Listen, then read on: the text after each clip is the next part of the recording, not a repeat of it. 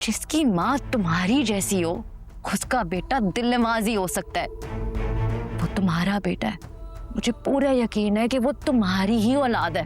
कहीं पे कोई हंसता है, कहीं पे कोई रोता है। जिन पर हुक्म नहीं चलता उन पे हमारा जोर चलता है। रोटी तो हम अपने पालतू जानवरों को भी दे देते हैं। कम हैसियत सही, लेकिन तुम हो तो इंसान ही।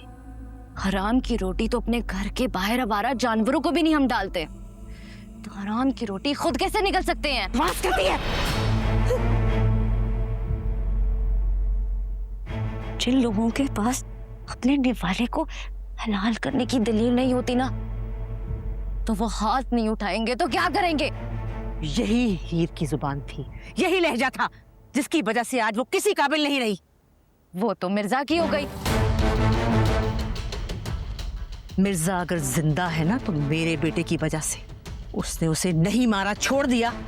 ये सोचकर मेरी रूह कांप जाती है कि उसने मिर्जा को छोड़ दिया। लेकिन अब वो क्या करेगा इसका अंदाजा नहीं है तुम लोगों को। उसने छोड़ा इसलिए कि तुम लोग किसी काबिल न रहो। मेरा बेटा है वो।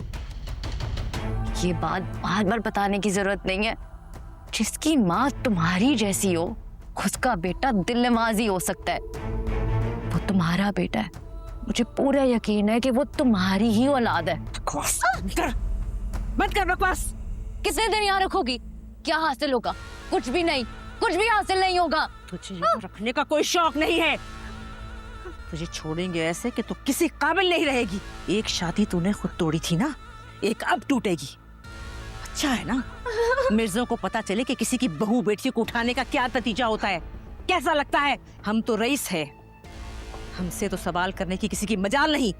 अरे तुम जैसों की बेटियां अगर एक रात घर से बाहर रहे तो मोहल्ले वाले ही मार देते हैं पूछ पूछ के। तुम्हें उठाकर सजा तुम्हें नहीं दी, तुम्हारे घर के मर्दों को दी है। और समझ